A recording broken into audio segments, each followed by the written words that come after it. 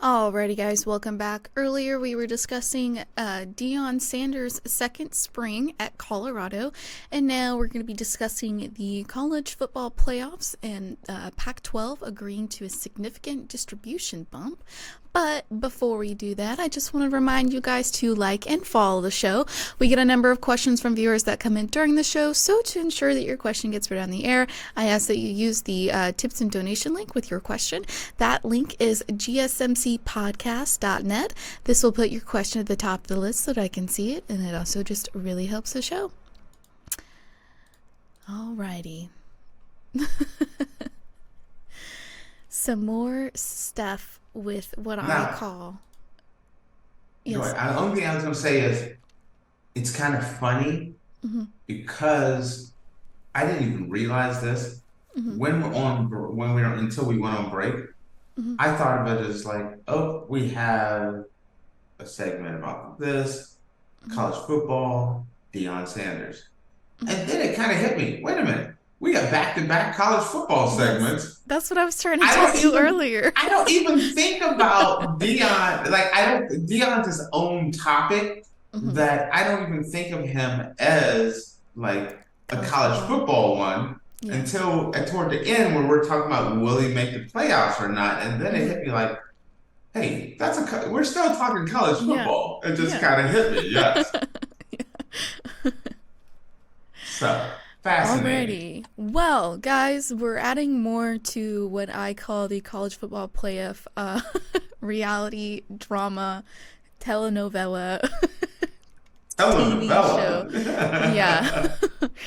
So, with the college football playoff, Pac-12 has agreed to a significant distribution bump for Oregon State and Washington State.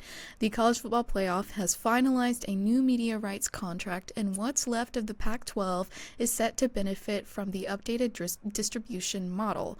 Oregon State and Washington State will each receive $3.6 million annually from 2026, when the new agreement is set to begin, to at least 2028, 3 years before the deal is set to expire. The negotiated amount pales in comparison to what other power conference schools will make under the model, but it is a huge increase from the nominal Pac-12's financial prospects. Prior to the amendment, Oregon State and Washington State were set to make around $350,000 annually from the college football playoff distribution, the same figure granted to independent programs not named Notre Dame.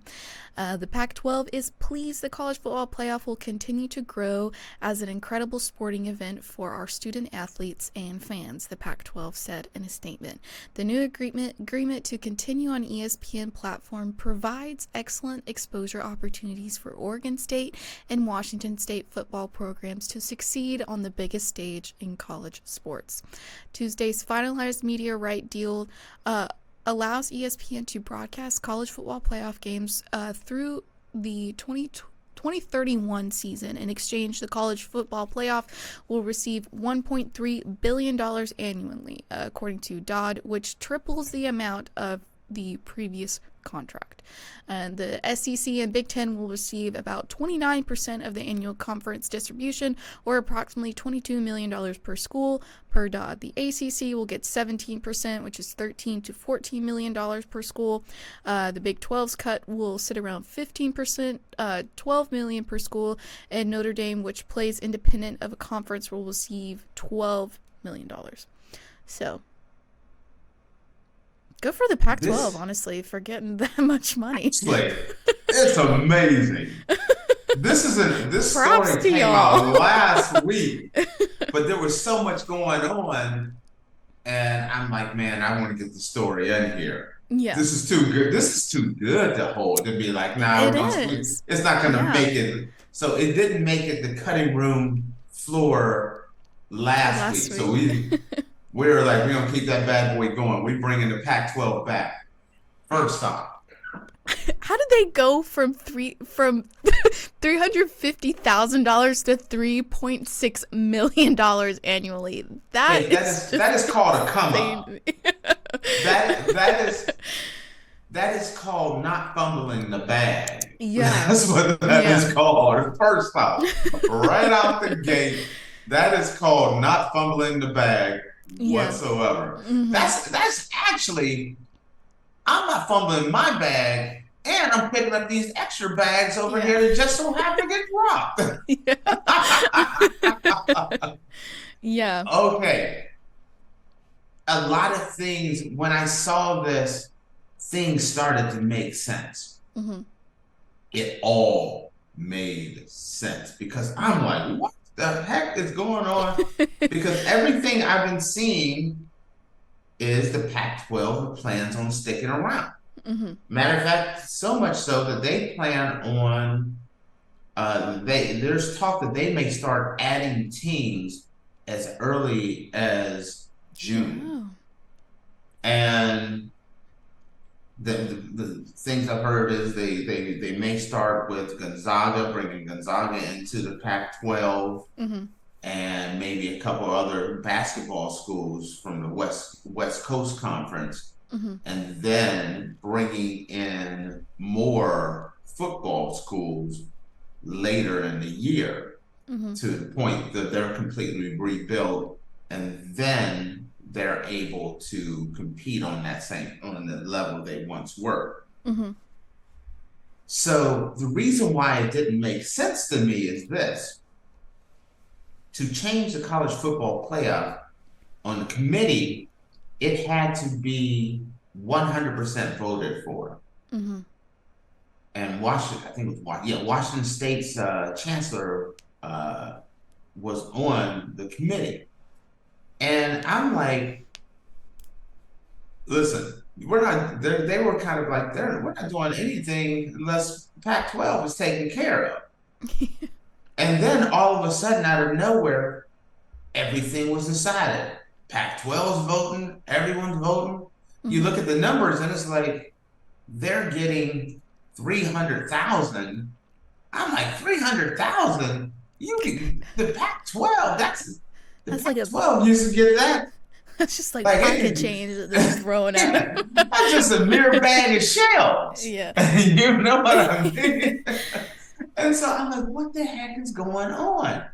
And then they agreed on the money deal for the new contract. And like, no fight from the Pac-12. But I'm like, the Pac-12 got to be getting some underhanded deals here. They must be getting some cheddar behind the scenes. Yeah.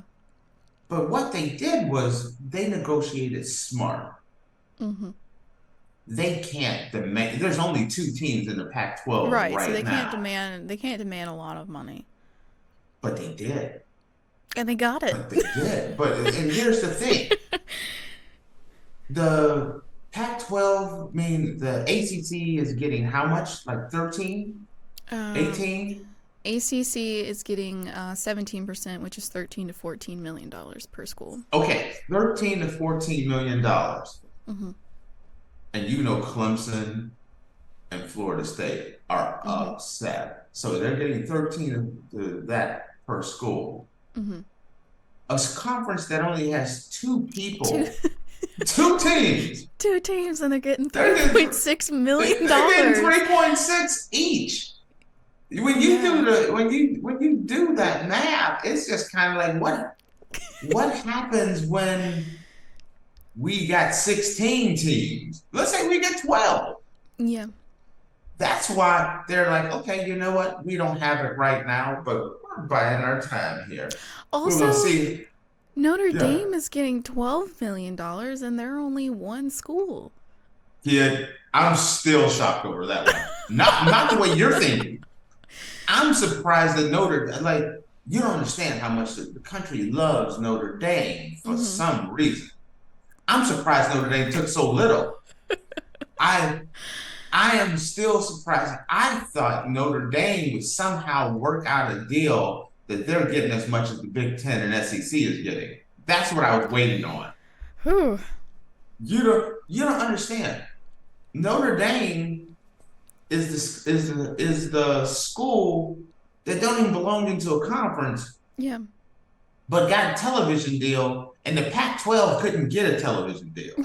You understand that? Hey, we will sign Notre Dame But we ain't signing the Pac-12, the Conference of Champions. We're not signing them at all. What is the big deal about Notre Dame?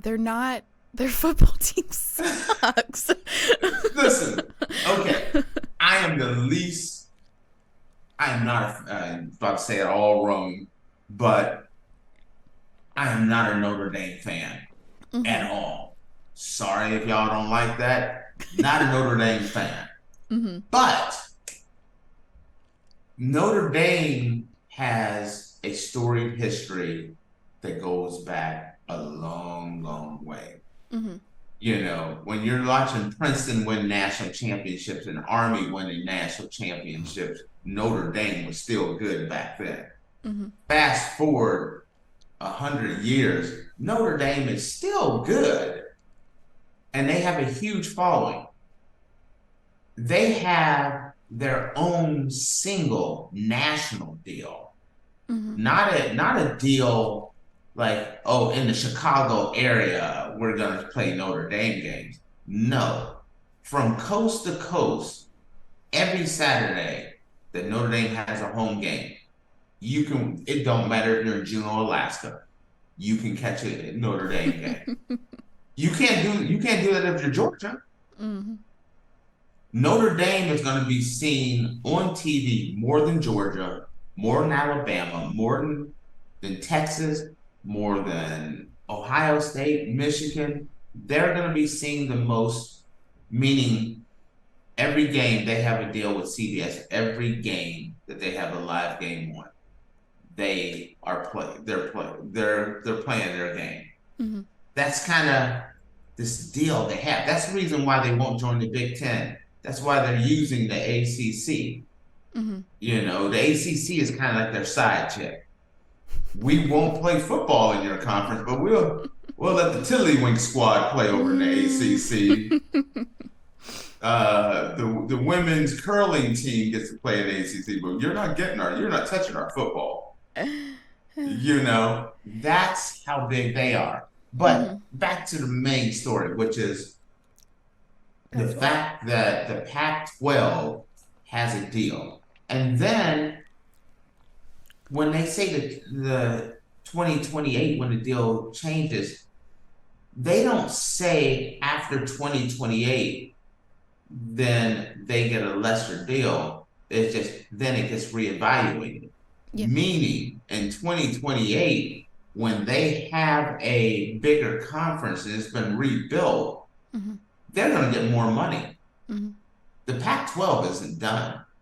Who would have thought that this would happen? Because I'm pretty sure, like, you and I a month ago were convinced that the Pac-12 was going to be out the door, gone. I'm going to tell you here, you want to hear something even crazier?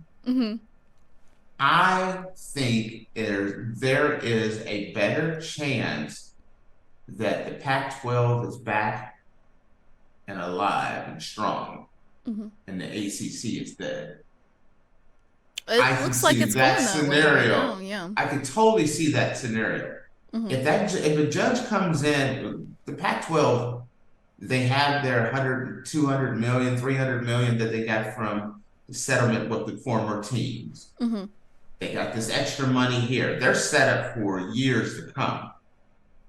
And there's no fighting with them. It's just two of them. They're like, listen, you're all I got. I'm all you got. We're arm in arm, hooked together. And then look at the ACC. They're like, Florida State's going to the body and Clemson going to the head, and Miami and North Carolina sneaking up behind them with a couple of shanks. The ACC is in trouble, not the Pac-12. They're rising up like the Undertaker from WWE. Everyone thinks Pac-12 is dead. No, they're not. The Pac-12 is coming back, guys. So do you see my scenario where I actually think the Pac-12 is going to end up in a better situation than the ACC? Especially if they're getting $3.6 million annually until 2028. I don't know how I don't know even have a how they conference. managed that. I don't know how they managed that, honestly. I'm pretty impressed that they managed to get $3.6 million when they were only supposed to get like 350. They were supposed to get $350, not $350,000, $350. No, I'm just joking about that part. But they're in a really it's crazy to say, but do you understand the Pac-12 is making bank right now? Yeah. During March Madness, all those teams, as they keep all those Pac-12 teams that's winning, that's not going in their pocket. When they when March Madness, all the teams that have left the Pac-12, no, that money goes to the Pac-12. That goes to Oregon State and Washington State. Yeah. They already got that big chunk of cash. Now they're getting the March Madness money, and they get it for a couple of years. They got dividends coming in from everywhere right now, and they just got to split it between two teams. They're getting out of debt and everything else, and they have the ability. They have financially have the ability to rebuild. Now, if you're Boise State, who you're hoping, how much does the Mountain West get? Did they say that in there? The Mountain West. No, it just covered. I think they get like $1 million a team or something like that, or maybe even less. But let's say Boise State, who has been one of the better college football programs over the last 2 decades. They look around and they're in the Mountain West, and the Pac-12 comes calling, and you already see that those guys are getting 3.6. I can triple my money up just by going to the Pac-12 over here. I think that's a win-win situation. I think Gonzaga, Nevada, Boise State, Colorado State, schools like that, they're gonna all end up in Pac-12, plus some of those teams like from Conference USA and American. I think they're gonna steal a bunch of teams. The Pac-12's coming back, guys. Yep. No one's saying this right now. The boy is. Pac-12's coming back. Yeah, absolutely. Especially if they're getting 3.6 million. I read that and I was like, excuse me. I was so shocked by that. Think about it. If you're broken homeless, you're sleeping next to a dumpster, someone hands you a bag of 3.6 million. Faith is on the way coming back. Faith's on the come up. Yep. Am I right? You're right. Well, think about this. They were given like a $300 million bag of cash. Plus, all the teams that are in the Pac-12, like I said, playing in March Madness, as they keep winning, they get more money. No, they don't. They do. The Pac-12. Pac-2.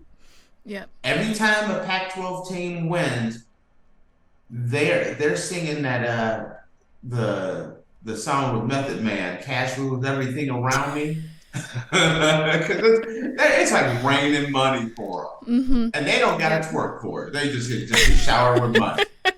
Sorry. Oh, goodness. Alrighty. Well, with that statement, guys, we're going to take a quick break.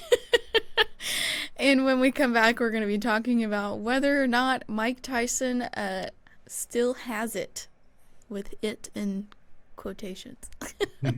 We'll see you guys in a minute.